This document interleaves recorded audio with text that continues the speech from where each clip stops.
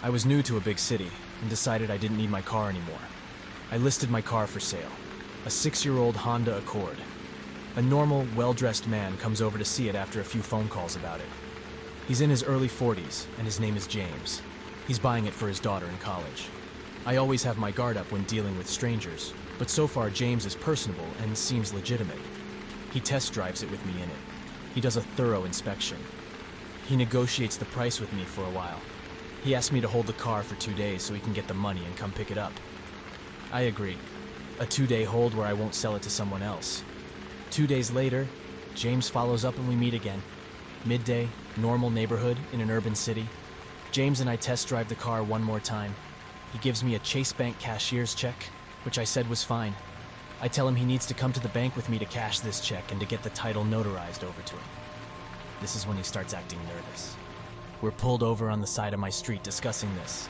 James in the driver's seat, and me as the passenger. I figured if he was going to steal my car, he would have 2 days earlier. Now I'm fairly comfortable with it. He asks me to do one more car inspection with him, then we'd go to the bank. I agree, but I'm very set on doing the transaction at a bank. As we both get out to inspect the car again, he jumps back in and floors it as I try to get back in with him. He pulls away quicker than I can react, passenger door wide open. I tried to run after him, and then realized I'm not as fast as a car. There are bystanders, and I hysterically asked someone to call 911. One guy does. I had my phone, but my adrenaline was through the roof and didn't even think of it. As I'm on a stranger's phone with dispatch, an undercover cop car with 2 officers pulls out of an alley 5 feet from me. I wave them down and hysterically explain my story. They tell me to hop in the back of their car, which I do. I implore them to hurry and we can catch this guy. He just drove off. I explain the car and plate and everything. They assure me that they will not go on a high-speed chase with me in the car, but will radio it in to all surrounding officers, which they do. The guy gets away and the officers drop me off at the police station to file a report. I file an insurance claim too, and am so mad at myself for letting this happen. I suppose it's better than if I was in the car with this guy, but I'm still mad. Of course, James' burner cell phone doesn't work as soon as he had left. I go through insurance and their protocols to ensure I'm not committing fraud for about 3 months. The week I'm supposed to get paid, I get a call from police. They found my car, 3 states over. James was working with a partner in crime. Don't remember his name, let's call him Dickface. James stole the car and gave it to Dickface to sell, so it wasn't traceable back to James. And Dickface would have plausible deniability if he was ever questioned. Well, Dickface sold my car to an average Joe who actually did have a daughter in college who needed a car. The daughter tried to register her new car at the DMV and it came up as stolen. So the cops arranged for me, the average Joe, and Dickface, whose contact info average Joe had, as he paid him with a check and there was a paper trail, to meet with them at the station for a little chat. Dickface denies any involvement with James, but agrees to give us the money back that average Joe paid him if he can just leave without any problems. We all agree to this. Average Joe and I say his daughter can keep the car, and I'll take the money from Dickface. So eventually I got paid for my car, but this experience sucked balls and was very stressful. Since then I have bought and sold cars on Craigslist again. So no lesson was learned, except now I take a photo of the driver's license of all people I interact with at the start.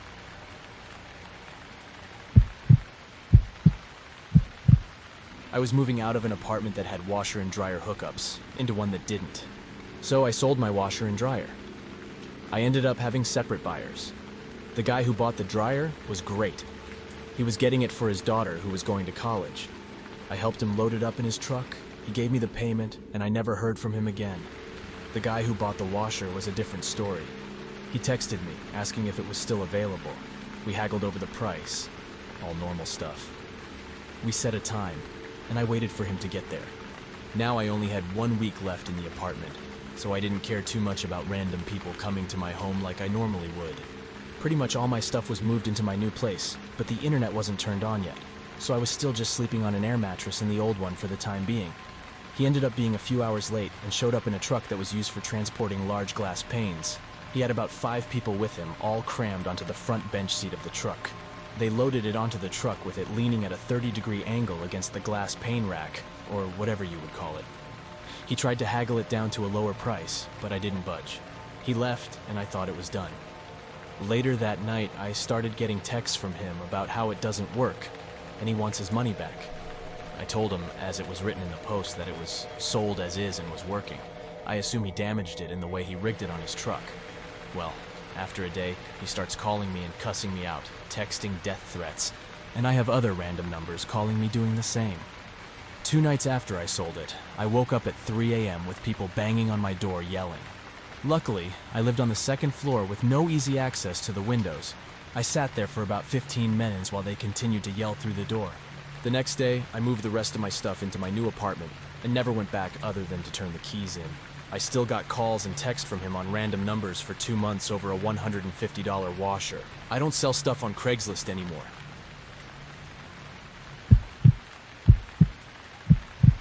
I just bought an old house and needed some roommates to help pay the bills. This was pre-GFC, and I doubt the bank would lend me $300K plus on a $35K salary today. The few people who responded included a girl who wanted to know where she could put her 5 wardrobes and another girl who kept asking about equestrian facilities, despite my repeated explanation that the only equine link was the presence of horses in a paddock on the other side of the road. She still asked, "Okay, but do you have an arena? How many seats does it have?" Eventually, I was forced to lower my already very low standards and ended up with some very subpar housemates. Housemate 1 was as skinny as a rake. When I told him, "Hey, I'm cool. You can smoke whatever in the big shed if you want," he took it as an invitation to spend every night in the shed with his friends, blasting Metallica through tiny speakers, leaving bongs everywhere, and using my jars of nuts and nails as target practice. Housemate 2 seemed like a better candidate at first. He was unmarried, morbidly obese, between jobs, but was a qualified former chemical engineer with no pets, or so he claimed.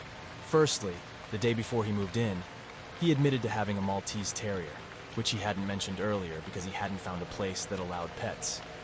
I'm not a fan of yappy dogs, but this one was pretty chill. Later, I discovered that qualified chemical engineer actually meant I once worked at a paint factory. Then he started bringing very young boys into his room at random hours, introducing them as his nephews, even though they clearly weren't. Disturbingly, these boys actively avoided me and didn't interact with anyone else in the house, as if they'd been instructed to stay quiet. He and his dog would spend the entire day sleeping in his room. He would only emerge once or twice a day to use the bathroom or kitchen. The dog had a bowl which he kept full of food all the time, attracting mice from outside. When I asked him to feed his dog once a day instead, he informed me that wouldn't be possible as the dog likes to snack. I told him that the mice had to go, and if that meant his dog had to go, then so be it. He removed the bowl. Predictably, his weight increased further, crossing the 200 kg mark, but he didn't attribute it to his sedentary lifestyle. He blamed it on the chemicals at the paint factory where he once worked. In fact, he was trying to get a disability pension so he wouldn't have to work again. Eventually, the arguments between Metallica housemate and lazy housemate over the late-night music escalated to the point where the lazy housemate took out an AVO against the Metallica housemate because he threatened to stab his dog when he was told to turn the music down. At this point, I decided the drama wasn't worth $200 per week, so I kicked them both out.